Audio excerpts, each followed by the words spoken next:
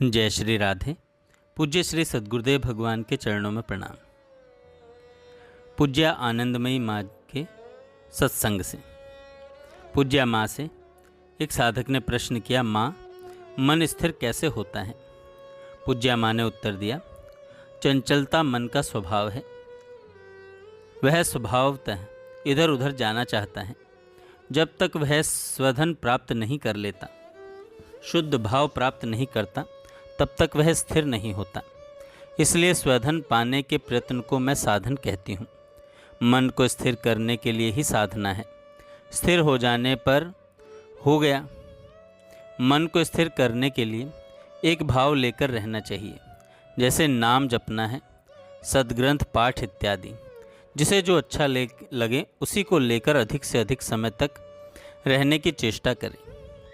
अगला प्रश्न, किसी किसी दिन मन ध्यान जप करते समय खूब जम जाता है और कभी बिल्कुल नहीं जमता। ऐसा क्यों होता है? पूज्य माँ कहती हैं, देखो इसके अनेक हेतु हैं। तुम्हारे आहार विहार में ऐसा कोई दोष निश्चय ही रहता है जिससे तुम्हारा मन विक्षिप्त हो उठता है, नाम जपने नहीं देता।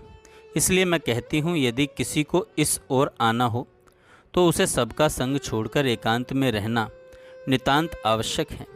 हाँ, गृहस्थों के लिए सबका संग छोड़ना संभव नहीं है। ये सर्वदा सत्संग करें, सद आलोचना करें। सत्पुरुषों से मिलने अथवा उनकी जीवनी पढ़ने से भी चित्त शुद्ध होता है। भगवान की ओर अग्रसर होने में सहायता मिलती है।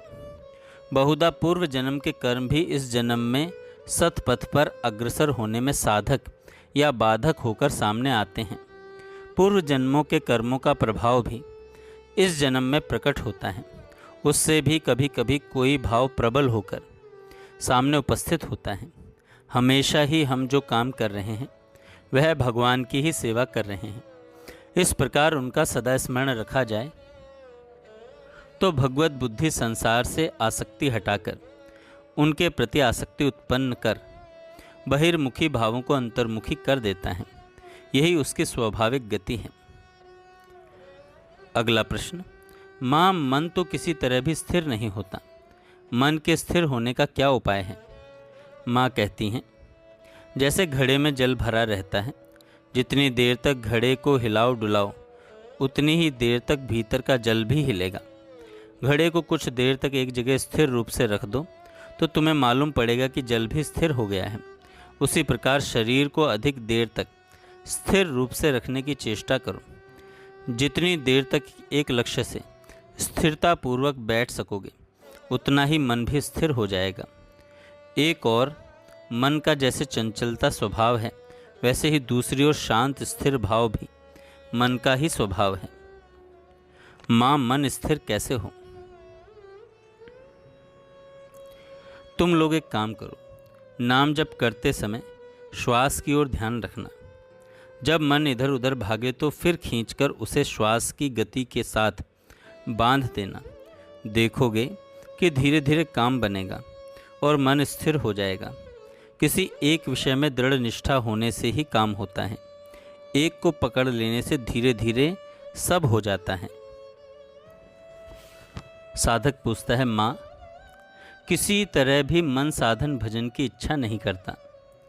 माँ कहती हैं, न चाहने भर भी तुम नित्य नियमित रूप से कुछ समय भगवान को दो। आज जैसे लड़कों को ज़बरदस्ती पढ़ने को बैठाना पड़ता है, किंतु क्रमशः जितनी ही वे शिक्षा प्राप्त करेंगे उतना ही पढ़ने की और उनका आकर्षण बढ़ेगा। अंत में एक ऐसा समय आएगा जबकि वे स्वयं ही पढ़ना छोड़कर उठना नहीं चाहेंगे। इसी से तुम लोग समझ सकते हो, आज तुम लोग अज्ञान में पड़े हो, पर नित्य नियमित प्रयत्न से एक दिन ज्ञानवान हो सकते हो। माँ मन बहुत चंचल है। माँ कहती हैं, जैसे चंचलता उसका स्वभाव है वैसे ही स्थिरता भी उसका स्वभाव है। और मन तो अपनी माँ को अर्थात पूर्ण आनंद को चाहता है। इसलिए देखो ना, उसे सांसारिक जितने भी सुख भोग दो वह तृप्त नहीं होता और कहाँ कहाँ भाग जाता है। चंचलता रहेगी ही। वह भगवान को पाने के लिए ही चंचल होकर बैठा है। वे जब तक न मिलेंगे तब तक यह शांत नहीं होगा। उनके मिलते ही शांत हो जाएगा। उनके मिलते ही शांत हो जाएगा। जय श्री राधे।